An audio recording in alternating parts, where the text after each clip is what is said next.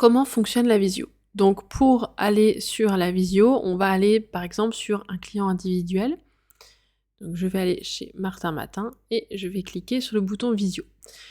Tu auras une chaîne par client ou une chaîne visio par groupe. Et tu auras aussi une visio de créer à chaque nouvelle prise de rendez-vous. Sache que pour les prises de rendez-vous, la visio sera accessible à l'heure exacte du rendez-vous prévu. Donc j'ai cliqué sur la caméra. Coucou, je suis là.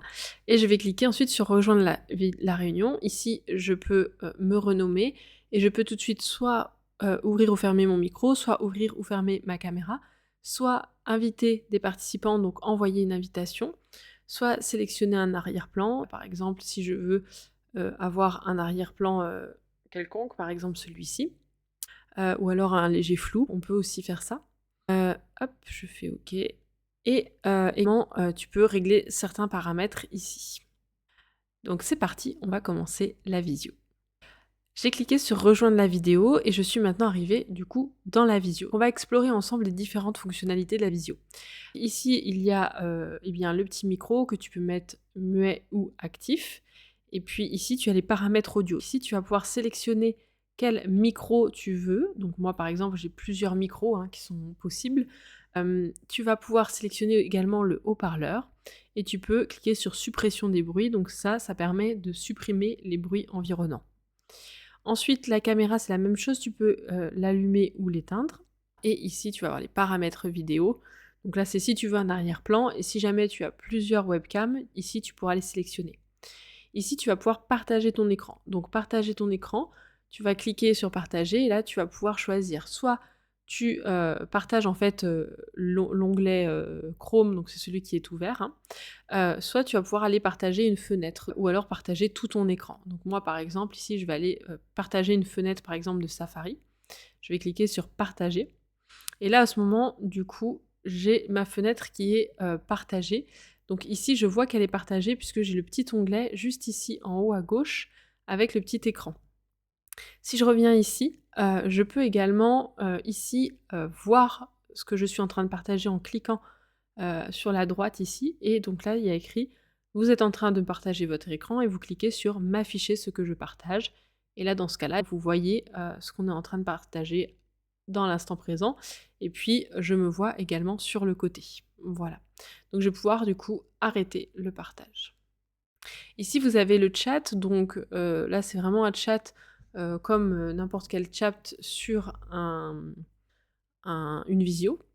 Et ensuite, vous avez ici l'espace sondage, donc vous pouvez créer des sondages. Donc là, c'est quand vous voulez, par exemple, poser des questions, une question de quiz, par exemple, avec test 1, test 2. Vous pouvez ajouter des options, vous faites enregistrer. Et là, vous allez pouvoir envoyer les questions aux participants de la visio.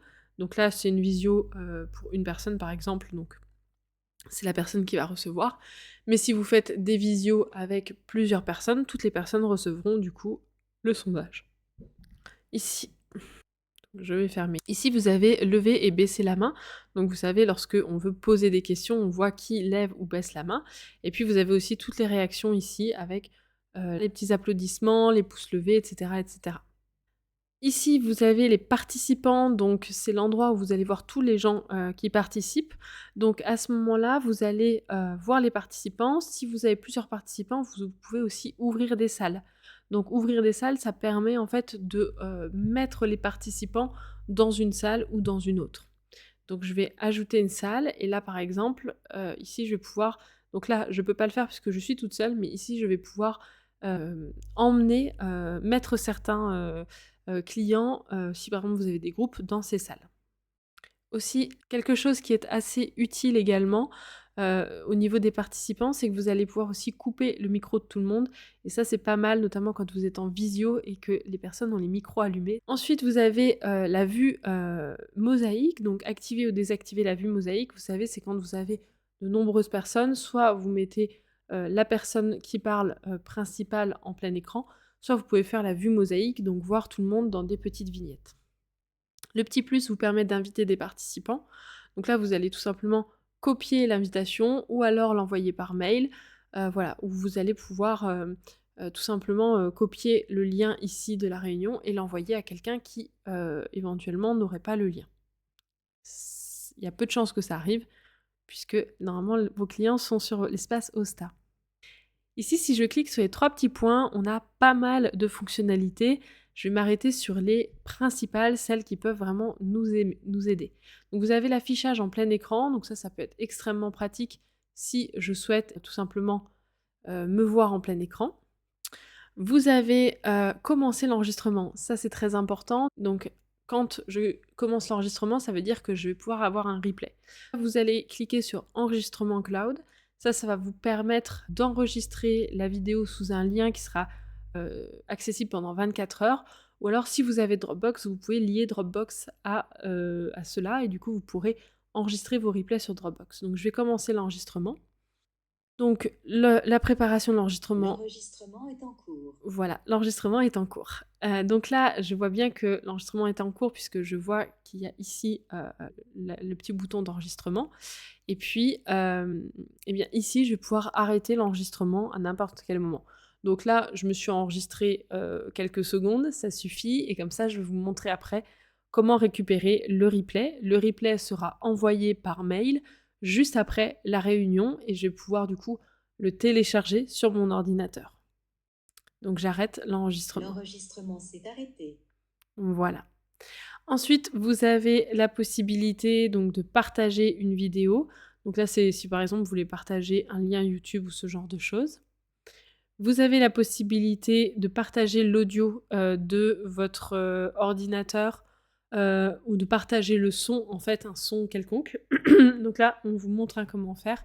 Vous allez par exemple choisir sur Spotify ou sur un autre éditeur de son quel son vous voulez partager. Vous avez également la possibilité d'afficher un tableau blanc. Donc là, c'est par exemple si vous voulez faire des petits dessins, expliquer des choses à vos clients, etc. Vous allez pouvoir utiliser tous les outils que l'on peut retrouver d'habitude, donc les carrés, les ronds, les flèches, et vous allez pouvoir aussi mettre du texte. Si je veux enregistrer l'image, il me suffira de cliquer ici et je vais pouvoir enregistrer l'image en PNG ou en SVG juste ici. Et sinon, pour sortir, soit je vais cliquer ici et je mets masquer le tableau blanc, soit je reclique sur les 3 petits points et je vais ici sur masquer le tableau blanc. Je vais pouvoir à nouveau sélectionner un arrière-plan ici et je vais avoir également d'autres paramètres ici. Donc c'est les paramètres qu'on a vus un petit peu tout à l'heure, hein. Notamment pour gérer l'audio, la vidéo, les arrière-plans, etc. Voilà, je vous ai montré la visio. Maintenant, je vais arrêter la visio et je vais attendre que Hosta m'envoie mon enregistrement, puisque à partir du moment où j'arrête ma visio, l'enregistrement va se lancer, en tout cas va être généré, et moi je vais recevoir un enregistrement. Je viens de recevoir mon enregistrement. Il est ici, dans mes mails, donc je vois que l'enregistrement est prêt. Je peux télécharger cet enregistrement. Attention, ce lien est valable uniquement pendant 24 heures à partir de sa réception. Après ce délai, on n'a aucune possibilité de le récupérer. Donc ça veut dire qu'à chaque fois que vous faites des replays, n'oubliez pas de bien enregistrer le replay quand vous le recevez par mail et ensuite vous allez pouvoir le remettre sur la plateforme, par exemple dans l'onglet replay.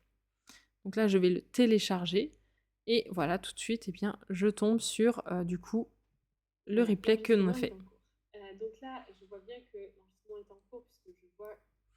Et voilà pour la visio.